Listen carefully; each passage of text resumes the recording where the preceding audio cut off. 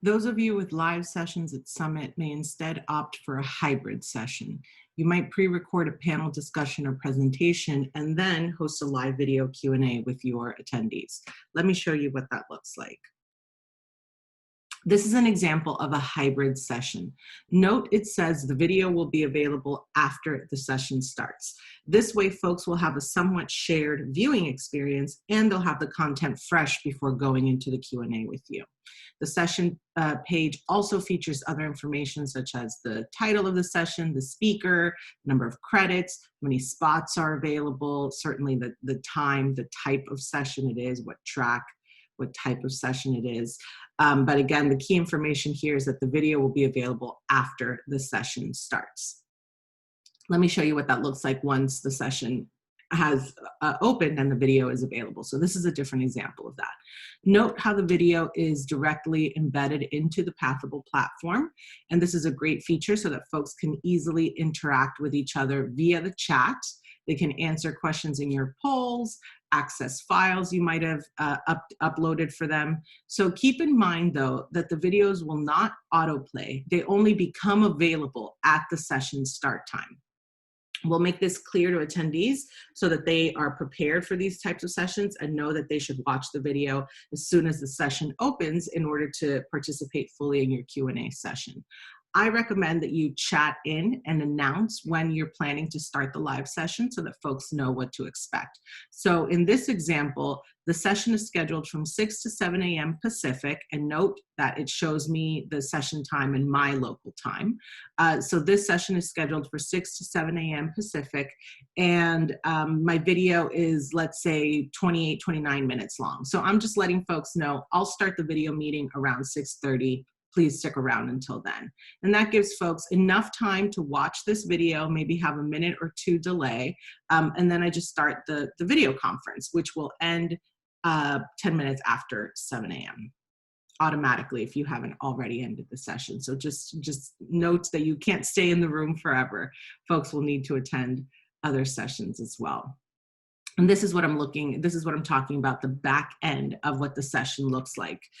You can join up to 20 minutes early to check in on your live session, make sure your audio and everything works. You can access this page by clicking the Manage tab. So, I don't have it stored in here, but you can see it up here. I scrolled too low on this recording. But here you can see when you go into your sessions, you'll have a Manage tab, and that's only for the speakers. Participants won't see that, and you won't see that yourself and any other sessions in which you're not speaking. Once you click on that Manage tab, it'll take you to this sort of back end portion of the session. Here's where you can upload your files, where you can add physical files or add links to files online, where you can create polls, and where you can see who's registered and checked in for your session. And as I said, 10 minutes after the end time for the session, the meeting will automatically end. So that also gives you some flexibility, right, in terms of understanding. You can go past the session a few minutes if the questions keep coming, but after 10 minutes, you'll be wrapped up automatically. If you're using a hyperlink for that pre-recorded content, these are the acceptable providers for that content. Otherwise, you can just share the video file directly with us through whatever file sharing service you'd like. I'll note here that you don't need to have hyper-produced videos. We're really just asking that you record a Zoom call, or if you prefer to use another platform like Cisco's WebEx or Microsoft Teams, you're welcome to do that as well. As long as the video file is linked to one of these providers, or the file itself shared has one of these accepted file types, we should be good to go. So certainly don't want you to feel pressure to produce a highly edited video with, cuts and different, techniques and images floating in and out.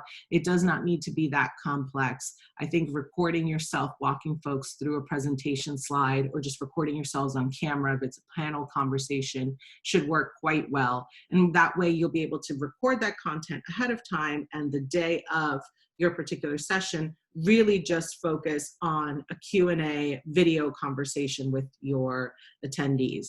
And note that for these hybrid sessions, your attendees will be able to unmute themselves and appear on camera. So you'll basically have your pre-recorded content and then you'll go into this video meeting.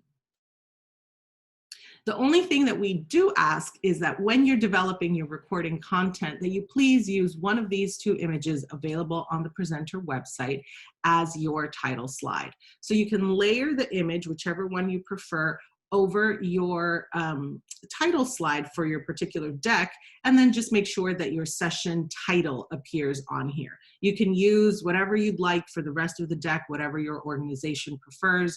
You can include your corporate logos, the photographs of your speakers, all that good stuff on any subsequent slides, but just for uniformity, ask that you start with one of these two images and that you have the title slide deck posted on there. For the black image, please use white text, and for the white image, please use black text.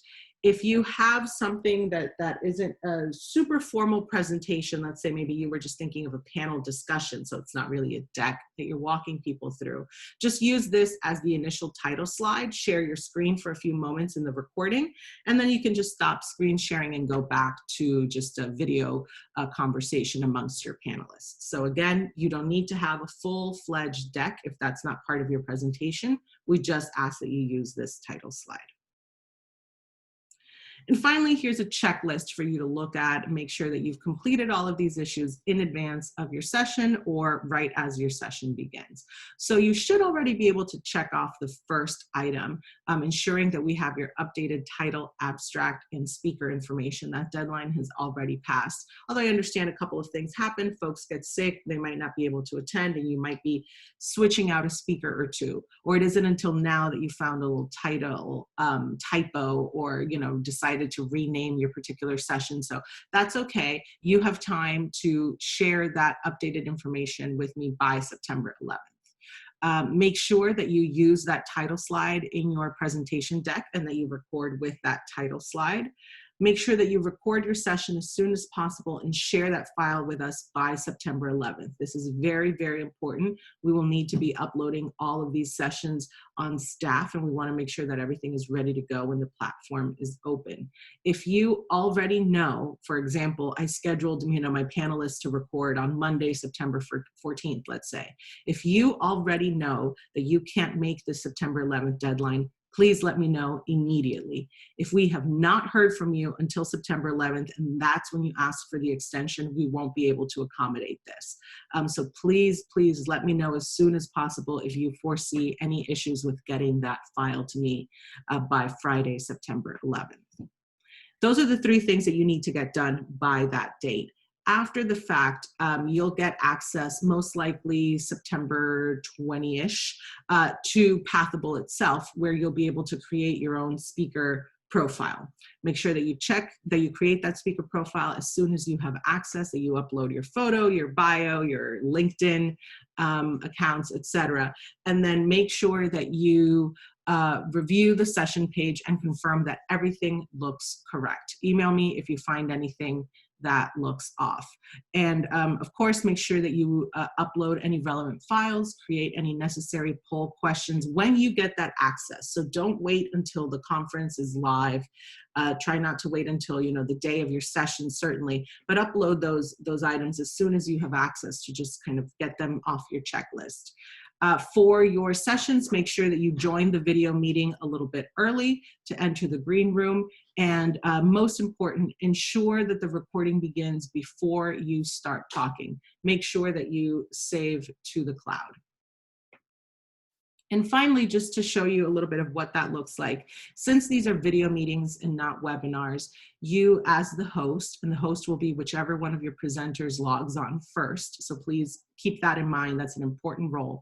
The host will be the one that needs to actually hit the record button for this session. So this is what it looks like when you are not recording. It just says talking, there's no recording button appearing yet. You need to actually hit on the bottom, record, and then choose record to the cloud, not to your personal computer, but to the Pathable cloud itself. This is what it looks like when that recording is successful. We can tell that the session is recording, and the host can pause or stop the recording as needed.